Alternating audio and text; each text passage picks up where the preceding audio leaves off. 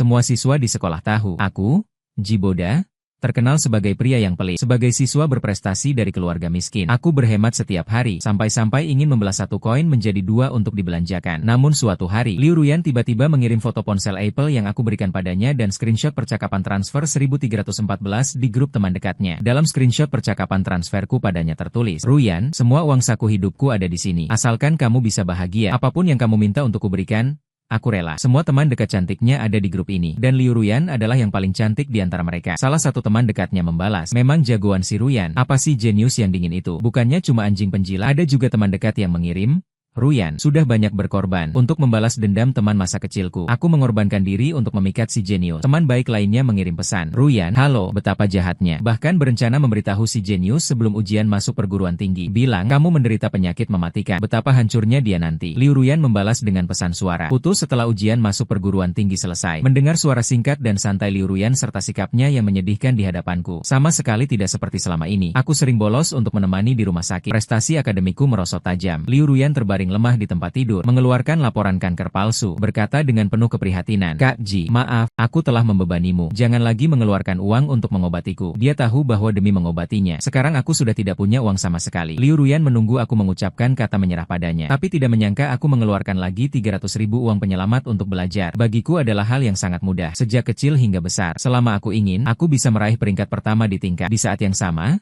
aku juga mewarisi gen penampilan baik dari orang tua. Selain kondisi keluarga yang tidak baik, hampir tidak ada kekurangan apapun. Saat naik ke sekolah menengah pertama, ibu menikah dengan seorang pengusaha kaya. Dia meninggalkan kartu untukku. Dia berkata, "Nanti jangan hubungi aku. Setiap tahun aku akan mentransfer uang untukmu." Dia mengaku kepada publik bahwa dirinya lajang, tidak ingin keberadaanku mempengaruhinya. Pernikahan kedua, aku tidak merasakan gejolak apapun. Menerima kartunya, dan mengaku kepada publik bahwa aku seorang yatim piatu. Aku sejak lahir emosinya dingin. Ibu tidak menyukaiku. Dia lebih menyayangi anak tiri dari mantan istri pengusaha kaya itu. Meski tidak ada hubungan darah sama sekali, media sosialnya segera memperbarui foto bersama. Dia berdiri di tengah sambil menggenggam tangan anak tirinya. Senyumnya lembut. Anak tirinya bernama Itje, standar anak orang kaya generasi kedua. Ibu menggandengnya, sedangkan sudut mulut Itje tersungging kaku, memamerkan senyum palsu yang sangat enggan. Pertama kali melihat senyum orang lain, aku merasa silau, hidup hambar dan membosankan. Satu-satunya kesenangan saya adalah mencari orang yang bisa menggerakkan perasaan saya. Jadi saya pindah rumah, membeli apartemen seluas lebih dari 60 meter persegi di kawasan sekolah, dan pindah ke SMA tempat Itojo berada. Sama seperti perasaan pertama saya saat melihat Itojo. Itojo sangat membenci dia yang terus-menerus berfoto bersama anak buahnya. Dia tidak berdebat dengannya, hanya sengaja tidak masuk sekolah seminggu sebelum ujian gabungan 8 sekolah. Hatinya sudah lama tertekan oleh sekolah tetangga.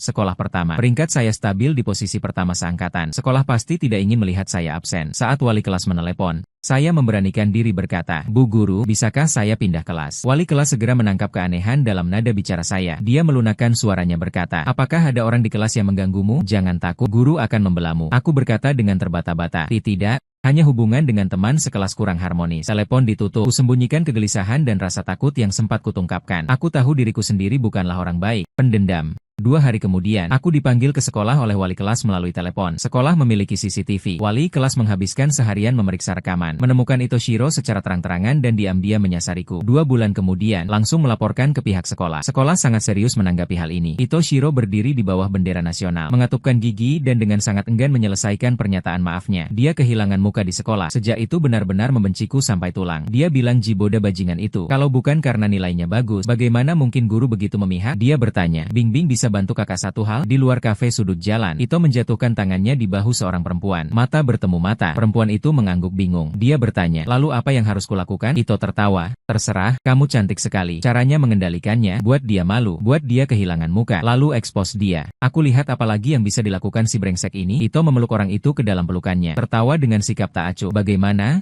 Yakin tidak?" Bai Ningbing mendengus ringan, berkata, "Meremehkan siapa? Si kampungan miskin yang tak punya wawasan. Cukup aku keratkan jari dia akan merangkak menjilat kakiku. Tunggu saja.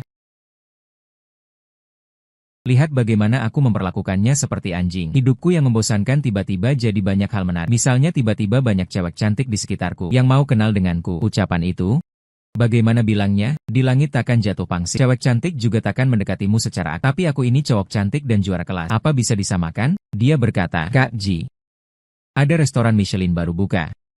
Fitur wajahnya halus, penampilannya cerah dan mencolok. Saat merajuk, terampil karena sering berlatih. Dia adalah salah satu pion yang dikirim oleh Kota Ito. Adik angkat Kota Ito. Penampilannya unggul, latar belakang keluarga juga bagus, suka pergi ke klub dansa dan bernyanyi dengan sekelompok pria dan wanita tanpa memandang usia. Dia sering menunjukkan kebaikan padaku secara aktif, akan tertarik padaku. Hal ini sudah jelas terlihat. Jadi ada rumor di kelas bahwa kami sedang berpacaran. Dengan cepat wali kelas memanggil kami berdua ke samping kantor, ditemani oleh wali kelas kelas 11. Wali kelas Bai Ningbing adalah seorang guru yang serius. Dia memandang Bai Ningbing dengan wajah dingin. Biasanya aku malas mengurusmu. Sekarang semakin tidak tahu aturan. Kamu seorang gadis yang setiap hari bergaul dengan orang-orang itu. Seperti apa rupanya? Klub malam KTV. Apakah itu tempat yang pantas kamu kunjungi di usiamu? Kamu ini pelajar. Bisakah kamu fokus pada belajar? Dia tiba-tiba berubah arah pembicaraannya. Lagi pula nilaimu sendiri jelek. Jangan sampai mempengaruhi orang lain. Aku sudah menghubungi orang tuamu. Besok tulis laporan introspeksi 1000 kata. Dan kemarin aku berbicara dengan orang tuamu. Mereka tidak setuju kamu belajar seni. Jangan kira seni adalah jalan pintas. Guru yang mengajarmu bilang padaku, saat aku melukis, pikiran kotor terlalu banyak, tidak cocok untuk ujian. Bai Ningbing mengerutkan kening tak habis pikir. Wali kelasnya berbicara tanpa henti seperti senapan mesin, sangat berisik. Ketika wali kelasnya sekali lagi berkata, agar Bai Ningbing tidak mengganggu belajarku, aku memotong ucapannya, tidak ada emosi lain di mataku. Aku berkata, guru, dia tidak akan berpengaruh apapun padaku. Wali kelas 11 yang akan meraih peringkat pertama itu tercekat, sedang bersiap untuk pergi, dihalangi oleh wali kelasku seperti melindungi anaknya sendiri. Dia berkata, sudah, kalian semua keluar saja. Setelah itu, Bai Ningbing mulai sering menanyakanku masalah, mengirimiku pesan yang ambigu, dan memberiku syal buatan tangannya sendiri, sama seperti ibuku yang memikat orang kaya. Pada dasarnya setiap pria pasti akan tergoda. Hanya sayangnya, aku sudah terlalu sering melihat taktik ibuku seperti ini. Aku menelan ludah sambil melihat Bai Ningbing menolak kebiasaannya. Aku berkata, nilai kamu terlalu buruk. Bai Ningbing dengan wajah sedih berkata, Jiboda, tidak semua orang bisa semudah kamu dalam belajar. Aku memotong, tapi kamu sangat berbakat dalam melukis. Kesedihan di wajah Bai Ningbing langsung menghilang. Dia mendekat dengan penuh harapan, bertanya, kamu benar-benar merasa aku berbakat melukis? Guru bilang aku coret-coret tidak sesuai aturan.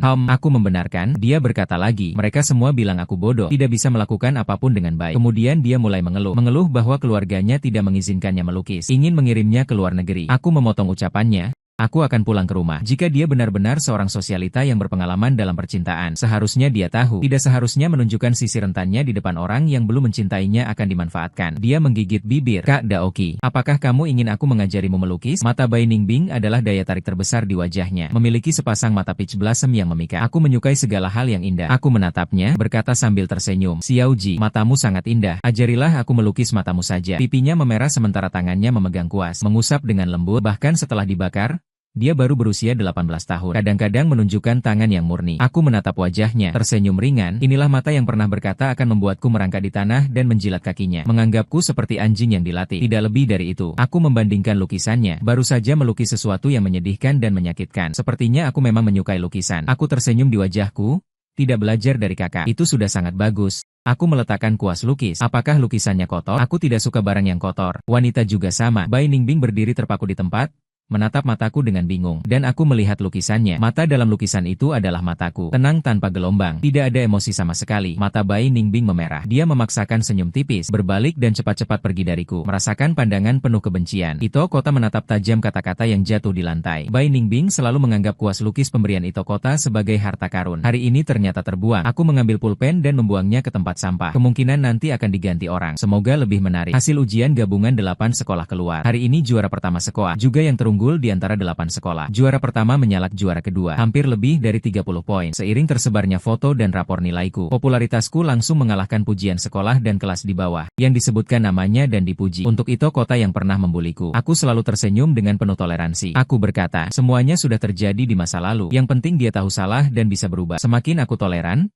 reputasi Kota Ito semakin buruk. Kota Ito setiap hari menatapku dengan tatasan penuh kebencian. Di dasar matanya, terpancar kebencian yang jelas padamu. Di sekitarku hanya ada pujian. Ada yang bilang, mari kita sembah-sembah dewa pelajaran. Sembahlah fotonya. Apakah nilai kimiaku bisa naik 10 poin? Cukup 85 saja. Ku mohon, bagaimana dia melakukannya? Matematika nilai sempurna juga nilai sempurna.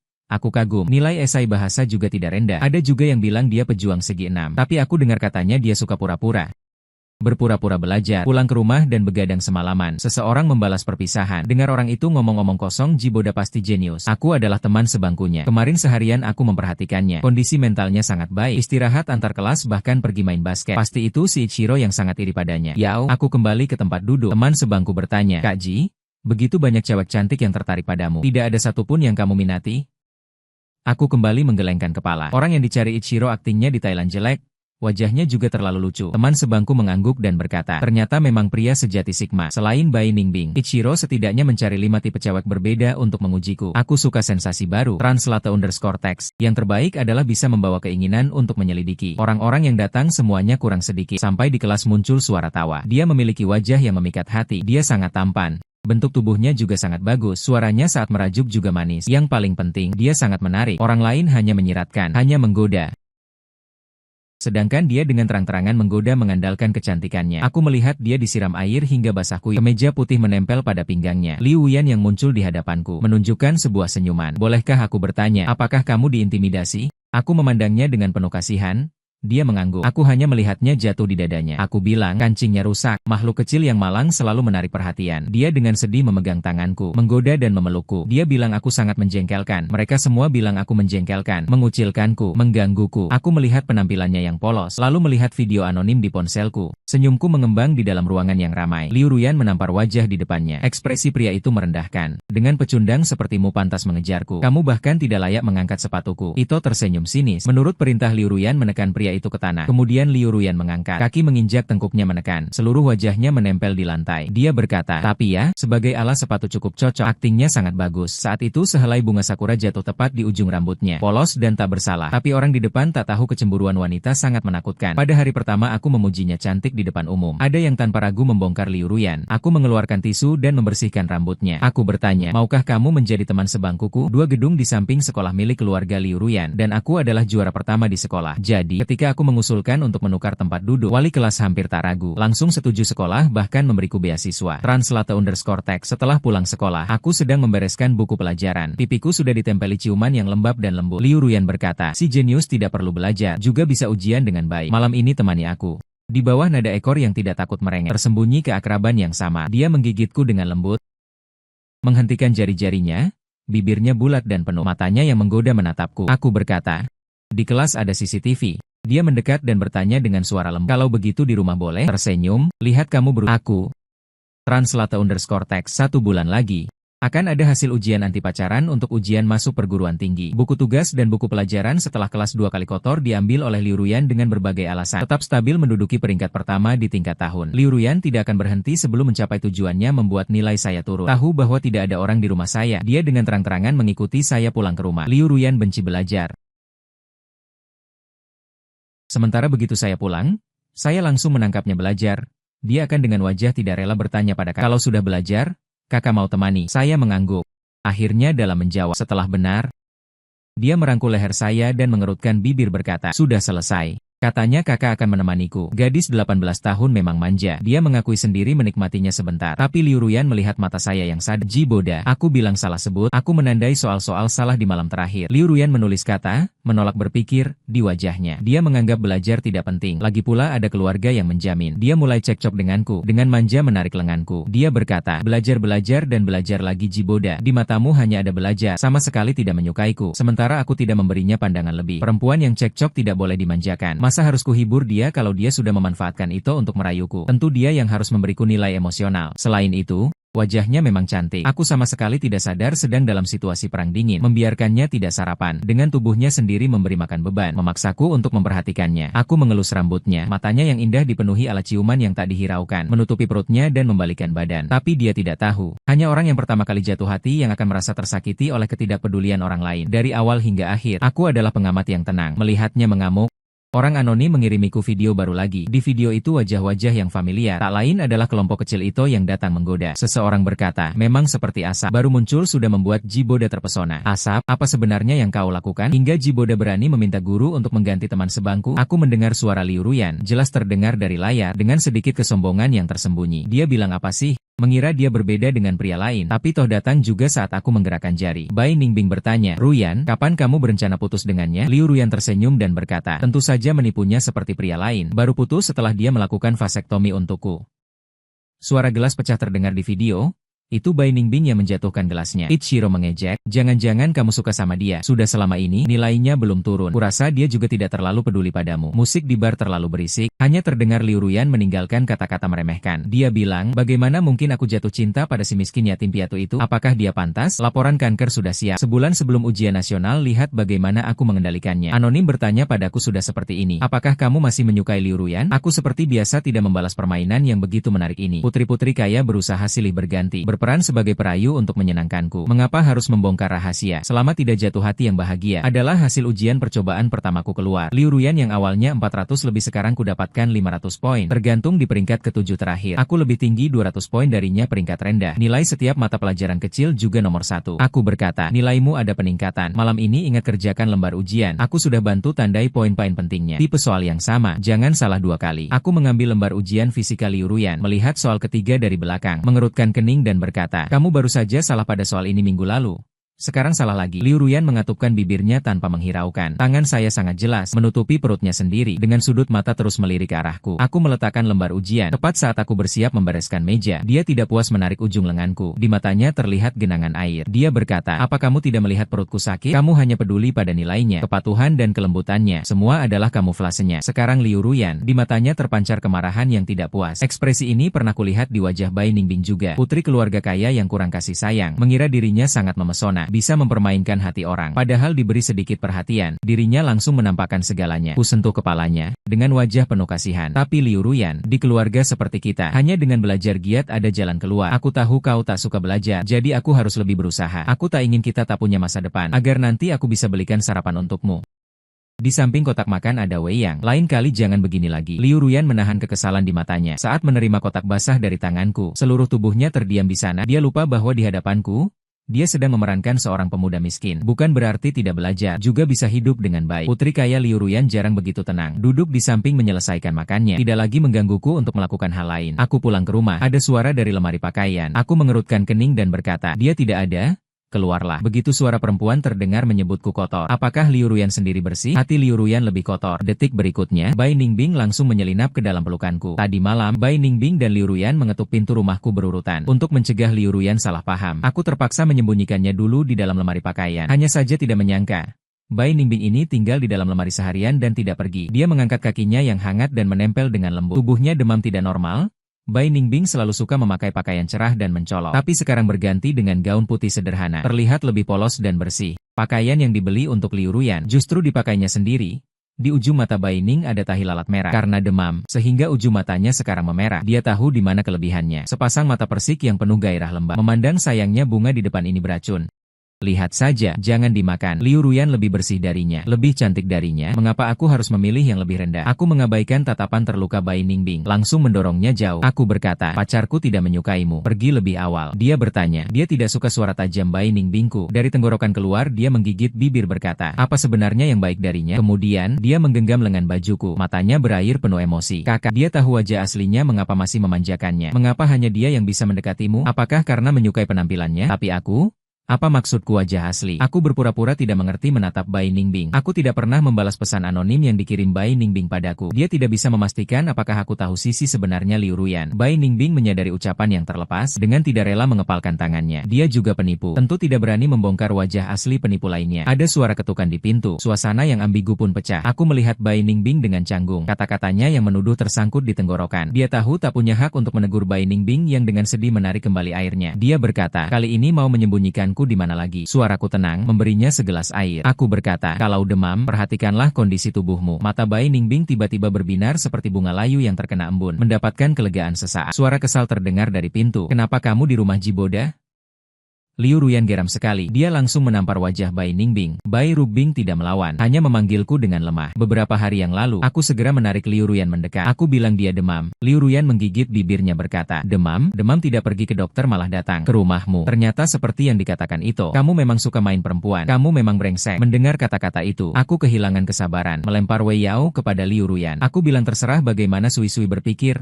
Keluar saja. Sebelum pergi, Bai Linbing membuka mulut berkata, nanti aku cuci bersih dan kembalikan padamu. Liu Ruyan dan Bai Ningbing bisa dibilang tumbuh besar bersama sejak kecil. Dia memandang Bai Ningbing dengan gaun putih yang jelas-jelas lebih pendek di tubuhnya. Bertanya padaku dengan kata demi kata, kamu sudah memberikan rok yang kamu beli untukku kepadanya. Namun, tepat sebelum dia akan mengamuk, aku membuka mulut dan berkata, apakah ada hal yang kamu sembunyikan dariku? Kemarahan Liu Ruyan langsung padam seperti disiram air dingin. Kepanikan muncul di matanya. Apakah aku memejamkan mata dan mencubit alisku? Ekspresi di antara alis. Tapi tadi dia bilang melihatmu menipuku. Aku menghela napas dan berkata, jika kamu menipuku, aku pasti tidak akan memaafkanmu. Sekarang tinggal setengah bulan lagi menuju ujian masuk perguruan tinggi. Beberapa hari yang lalu aku menemukan laporan kanker yang dibuang. Nama pasiennya Liu Ruyan. Liu Ruyan ternyata benar-benar berubah hati. Meninggalkan niat untuk menipuku bersama Bairu. Memilih membuang laporan itu dan mulai belajar dengan serius. Aku tidak ingin melanjutkan permainan ini lagi. Tapi permainan belum mencapai puncaknya. Bagaimana mungkin aku mengizinkannya berakhir lebih awal? Saat Liu Ruyan sedang mencari-cari alasan, aku memeluknya erat, berkata dengan penuh perasaan, jangan takut, bahkan dalam situasi terburuk sekalipun, aku tidak akan pernah meninggalkanmu. Aku tidak akan memaksamu belajar lagi ke depannya. Berobatlah dengan baik. Setelah melihat laporan kanker yang kusut di tanganku, matanya panik. Ingin mengatakan sesuatu, tapi tidak tahu bagaimana mengatakannya. Dia berkata, Ji Boda ingin menjelaskan, tapi tidak bisa mengungkapkannya. Akhirnya mengangguk, mengakui bahwa dirinya mengidap kanker. Sebuah kebohongan membutuhkan ribuan kebohongan untuk menutupinya. Liu Ruyan dirawat di rumah sakit. Sementara aku bolak-balik antara sekolah dan rumah sakit karena kondisi tidak baik. 2 ujian simulasi berikutnya tidak selesai kukerjakan. Ichiro memandangku dan berkata, tidak terlalu jelas. Bisa sampai seperti ini karena seorang perempuan. Semua orang membicarakanku, tapi aku hanya membenamkan kepala di meja. Sesekali menghela napas, memeras beberapa tetes air mata. Seseorang bertanya, Ji Boda dulu selalu peringkat pertama seangkatan. Kok tiba-tiba nilainya jatuh seperti ini? Ada teman yang menjawab tidak tahu. Katanya dengar dari Ichiro. Nilai Ji Boda jatuh karena pacaran dini. Bahkan dikatakan Ji Boda diperdaya perempuan itu sebagai ATM gratis. Pastinya ada yang sengaja menggoda si jenius. Ada yang bilang lagi, kata-kata Ji Boda, mana bisa dipercaya? Menurutku dia cuma bikin gosip. Orang-orang udah memaafkannya, masih aja bikin gosip. Benar-benar menjijikan. Itoujo terlalu terburu-buru. Di kelas bilang aku adalah laki-laki yang menjilat. Uangnya habis ditipu orang. Masih nggak mau sadar. Tapi dia udah punya catatan buruk sebelumnya. Gak ada yang percaya sama sekali. Selama Liu Ruyan dirawat di rumah sakit, aku merawatnya dengan sepenuh hati dan sangat teliti. Hampir habis semua uang yang ada. Bahkan uang kuliah di universitas dipakai buat obatin dia. Liu Ruyan yang dulu ceria dan terbuka jadi semakin pendiam. Seminggu sebelum ujian masuk perguruan tinggi, Liu Ruyan mengeluarkan laporan kanker baru. Dia berkata, Ji Boda, maafkan aku. Akulah yang membebanimu. Jangan lagi menghabiskan uang untuk mengobatiku. Dokter bilang biaya pengobatannya 300.000. Dia menghindari tatapanku dan memintaku meninggalkannya. Tapi aku menggelengkan kepala, membelai kepalanya, berkata, cepat sembuh ya. Aku menunggumu ujian masuk perguruan tinggi. Anoni masih terus mengirimiku pesan tanpa henti. Kulihat dalam riwayat obrolan, Liu Ruyan pernah mengirim hadiah ulang tahun ke-18 yang kubelikan untuknya. Juga angpau 1314. Dengan ejekan sombong, aku menghabiskan tabungan hanya untuk membuatnya tersenyum. Tak ada yang bisa melebihi masa lalu. Dan melihat Liu Ruyan dengan santai berkata putus setelah ujian masuk perguruan tinggi selesai. Tapi semua rekaman obrolan ini sudah 2 bulan lalu. Sekarang Liu Ruyan sangat pendiam. Bahkan di grup chat tidak berbicara. Bahkan Lian Ming sudah kehabisan akal. Hanya mengirim pesan dengan gila-gilaan. Berkali-kali menunjukkan bukti masa lalu untuk memberitahuku wajah asli Liu Ruyan. Dia menulis, Ji Boda, apa kau yakin mau berubah seperti ini demi si perempuan brengsek itu? Dulu kau selalu peringkat pertama seangkatan. Dia sama sekali tidak sakit. 300.000. Kau berani mengambilnya begitu saja. Apa kau sudah gila? Aku memutar-mutar pulpen di tangan. Sementara di seberang terus mengamuk, menanyai aku. Akhirnya aku membalas pesan. Saya menjawab ini bagus. Saya tidak sering pakai baru lihat pesan. Karena sudah menipu saya, maka sakitnya Liu Ruyan pasti palsu. Itu sungguh bagus sekali. Di seberang berhenti sejenak. Bertanya pada saya, 300.000 dari Ji Boda itu. Dari mana kamu dapat? Saya menjawab, menjual rumah satu-satunya warisan ibu yang ditinggalkan. Berharap kelak ada kesempatan untuk menebusnya kembali. Terima kasih telah memberitahu saya kebenaran. Saya tidak pergi lagi ke rumah sakit kembali ke sekolah. Ito Kota mengejeknya dengan sinis. Mahasiswa jenius kembali. Sudah jatuh ke peringkat 200 lebih. Masih bolos kelas? Jangan-jangan mengira dirinya jenius? Ada yang iseng bertanya apakah benar saya punya pacar. Aku menggigit gigi tanpa berkata apa-apa. Ito Kota menyeringai dingin dan berkata, sekarang kenapa tidak pura-pura lagi? Diteriaki orang jadi enakan. Seperti anjing penjilat sepertimu? Tertipu juga pantas. Ito Kota? Kamu tutup mulut. Suara Bai Ningbing terdengar dari pintu. Sebelum kembali ke sekolah, aku sudah memberitahu anonim. Aku menyerah pada Liu Ruyan. Bai Ningbing segera tiba di kelas kami. Begitu datang langsung mendengar ucapan Ito Kota. Marah sampai matanya memerah. Ito Kota berbicara tanpa pikir panjang. Mencaci, kamu juga suka pada si bodoh ini. Benar kan? Dia tentang hal Bai Ningbing menyukaiku ini. Sudah lama tidak puas? Orang-orang di kelas mendapat gosip besar. Mengeluarkan suara terkejut. Aku menghela napas, menatap Bai Ningbing dengan senyum paksa. Aku berkata, yang mengirim pesan itu kamu? Kan, terima kasih, aku tahu kebenarannya. Besok, aku akan berusaha sepenuh hati menghadapi ujian masuk perguruan tinggi. Ito Kota berubah wajah dingin dan menanyai Bai Ningbing. Apa yang kamu lakukan? Yang paling dia perhatikan adalah nilai-nilaiku. Baru saja menang sekali dariku. Tentu tidak akan mengizinkanku membalikan keadaan dalam ujian masuk perguruan tinggi. Tapi Bai Ningbing tidak sesuai dengan harapannya. Di bawah tatapan marahnya, dia mengungkapkan hal-hal yang dilakukan Liu Ruyan. Ketika dia menyebutkan bagaimana Liu Ruyan memaksa mantan pacar-pacarnya untuk vasektomi, semua orang terkejut. Anjing menggigit anjing, sama-sama bersalah. Ito Kota mengumpat tapi tidak mendapat hasil baik. Mereka berdua diunggah ke internet, dihina ribuan komentar. Tidak ada yang mau melihat seseorang jatuh dari tahtanya. Reputasiku di sekolah selalu baik. Untuk seorang putri kaya yang berhati jahat, aku jatuh ke peringkat di luar 200, menyebabkan kegemparan di sekolah. Saat keluar dari ruang ujian, semua orang di kelas memandangku dengan tatapan kasihan. Aku tersenyum pucat dan meninggalkan ruang ujian. Liu Ruyan tidak berani muncul di ruang ujian. Dari awal hingga akhir, aku adalah korban sempurna yang tidak bersalah. Tidak bisa lagi menjadi korban yang lebih tidak bersalah. Bahkan setelah orang tua Liu Ruyan menemukanku, mereka tidak menyalahkanku sama sekali. Mereka berkata, putri kami terlalu keterlaluan, memberikan masalah besar pada sekolah. Kami berencana mengirimnya ke luar negeri. Orang tua keluarga Liu yang tinggi hati duduk di hadapanku. Meski meminta maaf, tidak terlihat banyak ketulusan di dalamnya. Mereka berkata, di dalamnya ada 10 juta sebagai kompensasi selama ini. Jika suatu hari nanti aku ingin kuliah ke luar negeri, kami bisa membantu meminta surat rekomendasi untukmu. Aku menolak kartu itu di depan tatapan terkejut mereka. Aku membuka mulut karena dia tidak sakit, maka itu akhir terbaik. Dengan memainkan kartu perasaan ini, kulihat wajah ibu Liu Ruyan sedikit melunak. Dia berkata, Liu Ruyan sejak kecil tombau. Sebelumnya kupikir itu hanya main-main biasa. Tidak kuhiraukan hingga dia melakukan kesalahan. Dulu saat bersama kamu dia banyak berubah. Nilainya juga meningkat. Waktu itu Bibi pernah memberimu dana bantuan pendidikan. Uang ini tidak berarti banyak bagi kami. Anggap saja sebagai kompensasi atas ketidakdewasaan Liu Ruyan. Tapi keluarganya sangat licik. Dengan nada yang halus namun tak terbantahkan, mereka memintaku menerima uang ini. Hanya di akhir, Ibu Liu Ruyan memandangku dengan tatapan menilai dan bertanya, apakah kamu sangat menyukai putriku? Aku tersenyum dan menjawab, dulu sangat menyukai. Setelah memahami maksud tersiratku, dia tak bertanya lagi, hanya meninggalkan satu kalimat. Kalau begitu, harap kamu jangan menghubungi Liu Ruyan lagi. Ito menunggu di pintu. Setelah mengantar orang tua Liu Ruyan pergi, dia memandangku dari atas ke bawah dan berkata, jangan-jangan kamu pikir Liu Ruyan benar-benar menyukaimu? Status tak setara. Pada dasarnya tak akan ada hasilnya. Sayang sekali. Mahasiswa berprestasi. Sekarang kamu bahkan tidak punya kesempatan untuk membalikan keadaan dengan belajar keras. Aku melihat wajahnya yang gelap dan terdistorsi. Tersenyum ringan, berkata, benarkah seorang anak ajaib yang jatuh dari puncak dalam sebulan? Ito Kota, setelah diprovokasi olehku, merasa tidak rela dan mengedit postingan tentangku yang membolos dan meninggalkan sekolah demi seorang wanita, menghabiskan semua kekayaan keluarga, lalu mempostingnya di internet. Setidaknya setengah dari pengguna internet mendukung pernyataannya. Ada yang berkata, orang yang malang pasti ada hal yang patut dibenci. Keluarga sudah miskin sampai tidak bisa makan, masih saja memikirkan membelikan pacar iPhone dan mengirim angpau. Ada juga yang berkomentar, dibohongi juga pantas, anjing penjilat, menjilat sampai akhirnya tidak punya apa-apa. Di bawah bimbingan yang disengaja dari One Plus, komentar dengan cepat mulai membanjiri. Ibuku mengirimiku pesan dingin. Dia bertanya, apa sebenarnya yang ada dalam pikiranmu? Kamu pikir sayapmu sudah cukup kuat, bisa menandingi modal? Kamu sudah dewasa? Urusanmu sendiri. Mengurus sendiri juga merepotkanku. Aku melihat pesan ini, dengan wajah datar menghapusnya dari daftar kontak. Ibuku selalu ingin naik ke kelas atas. Sayangnya nasibnya kurang baik. Pernikahan pertama, tertarik pada ayahku. Tak berapa lama, keluarga bangkrut, terbebani segunung utang. Ayah bunuh diri dengan melompat dari gedung. Utang lunas dengan kematian. Sementara aku ditinggalkan di rumah. Hidup atau mati terserah. Aku selalu penasaran, bagaimana gambaran masyarakat kelas atas dalam pandangannya. Sekarang terlihat jelas, orang-orang yang berkuasa dan memiliki kekayaan benar-benar menikmati hidupnya. Pernyataan fitnah kota itu tentang saya menjadi topik hangat. Sementara postingan yang pernah membuatnya dicaci ribuan kali menghilang tanpa jejak, hampir berhasil membersihkan namanya sendiri. Citra kota Shiraishi sebagai pria patah hati yang dikhianati sahabatnya sendiri. Keluarga Liu dan One Plus selalu melakukan pertukaran kepentingan. Tentu saja juga tidak akan bersuara untuk orang tak dikenal seperti saya. Pada hari hasil ujian masuk perguruan tinggi diumumkan, semua yang tahu menunggu nilai saya. Di grup kelas, saya melihat kota itu berprestasi luar biasa, melewati batas nilai untuk universitas unggulan. Dia tidak menyembunyikan kebenciannya terhadap saya dengan sengaja menyebut saya di grup jagoan kampus. Berapa nilai yang kamu dapat?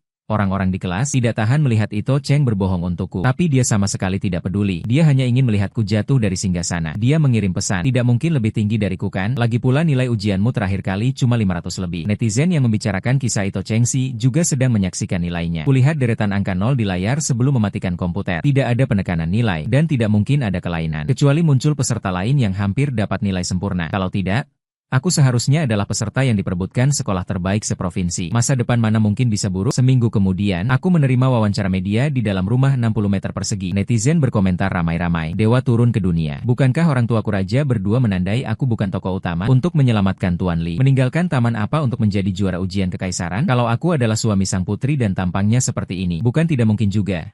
Tapi siapa sih siluman rubah yang diuntungkan oleh prestasi ini? Ada yang bertanya, penasaran seperti apa rupa siluman rubah itu. Dan saat ini ada seorang siluman rubah yang mengenakan rok lipat putih favoritku, seorang wanita bangsawan di hadapanku. Penampilan dan ekspresinya saat berakting seperti Liu Ruyan. Dengan penuh amarah pernah berkata akan membuatku berlutut di tanah, menjilat kaki orang lain, ingin menjadikanku seperti anjing yang dilatih. Ini bagaikan anjing yang terbuang, memohon agar aku menyukainya.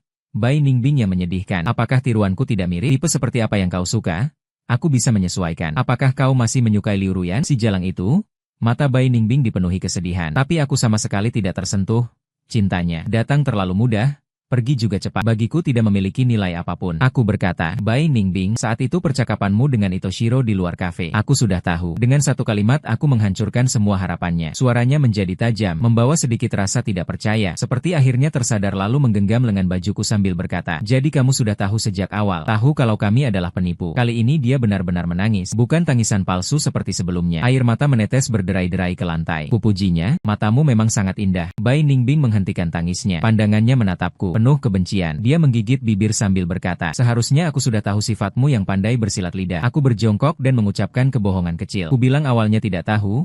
Itoshiro yang memberitahuku. Dia bilang kamu hanya datang untuk mempermainkan bonekaku. Jadi hari itu aku membuang kata-katamu. Hanya sebuah kebohongan saja. Jika bisa benar-benar memutuskan mereka, maka tentu tidak rugi. Aku mengulurkan tangan dan berkata, sangat menyesal. Kemudian aku membeli yang baru. Anggap saja sebagai balasan karena kamu memberitahuku kebenaran. Dengan senyum di wajahku, aku memberinya sebuah yang baru. Saat dia mengambil kuas itu, kamu jatuh ke lantai. Aku melanjutkan dengan berkata, kedepannya kita juga jangan berhubungan lagi. Aku tidak suka saat pintu tertutup dengan nilai yang buruk. Suara Bai Ningbing yang penuh tangis terdengar dari belakang. Dia terseduh-seduh berkata, aku mengubah Jiboda. Kamu suka yang seperti apa? Aku akan berubah. Aku hanya meninggalkan satu kalimat. Aku tidak suka kakak kandungmu. Juga tidak suka kamu. Orang miskin tak bisa melawan modal, tapi bisa menyerang hati setelah menyelesaikan gangguan Bai Ningbing. Aku menerima kabar dari keluarga Liu. Ibu Liu duduk di hadapanku. Wajahnya lebih pucat dari sebelumnya. Dia memandangku dengan sedikit kegelapan di matanya. Aku berkata, apa yang ingin ibu bicarakan? Selama ini aku tidak menghubungi Liu Ruyan. Anda bisa tenang. Aku duduk di tempat dengan sopan, memberi nasihat yang masuk akal sebesar 10 juta. Aku tidak perlu berhadapan dengannya, dan Ibu Liu ragu sejenak. Akhirnya berkata, bisakah kamu pergi melihat putri saya? Keadaannya tidak terlalu baik. Saya mencerna kata-katanya berulang kali, lalu perlahan menggelengkan kepala. Saya berkata, Bibi, saya tahu urusan keluarga saya tidak sebanding dengan Liu Ruyan, jadi lebih baik jangan mendekatinya lagi. Saya hanya tersenyum dan menolak undangan Ibu Liu, tapi Ibu Liu memegang tangan saya. Dia agak kehilangan kendali. Akhirnya di bawah pandangan saya, dia dengan tersipu menundukkan kepala. Dia berkata, Ruyan, dia tidak mau keluar negeri. Dia mencoba bunuh diri di rumah, jadi tolong kunjungi dia. Saya hanya punya satu putri. Jika dia bunuh diri, saya tidak punya apa-apa lagi. Aku mohon, translate_text, asalkan kamu mau menemuinya. Nanti kalau kamu bekerja di grup Liu, aku akan berikan kamu 1% saham. Sebuah undangan telanjang untuk masuk ke masyarakat kelas atas diletakkan di hadapanku. Dia percaya diri. Tidak ada yang bisa menolak godaan ini, dan aku hanya menggelengkan kepala dengan lembut. 1 detik setelah matanya menunjukkan kekecewaan, aku berkata, baiklah aku akan menemuinya, seperti yang kuduga. Karakter Liu Ruyan pasti tidak tumbuh dalam keluarga yang penuh kasih. Jadi orang pertama yang dicintainya akan sangat sulit dilupakan. Bahkan dengan mogok makan dan melukai diri sendiri demi bertemu. Orang yang ingin ditemui aku melihat Liu Ruyan diikat dan dikendalikan di ranjang rumah sakit. Di sampingnya ada perawat yang menyuapi air. Tangan kiri terpasang infus. Pergelangan tangan kanan dibalut perban. Tampaknya seperti mengalami pergumulan yang ekstrim. Saat pertama kali aku melihat pintu terbuka, dia langsung pergi histeris. Aku tidak mau menikahi kota itu, dan juga tidak mau melihatnya. Aku melihat Liu Ruyan yang terkendali mendekat untuk melepaskan ikatannya. Liu Ruyan, tenanglah, mengerutkan alis, menghindari tatapanku. Tidak mau aku melihatnya dalam keadaan memalukan. Dia terseduh-seduh. Bukankah kau tahu aku adalah penipu? Mengapa masih mau menemuiku? Seperti biasa?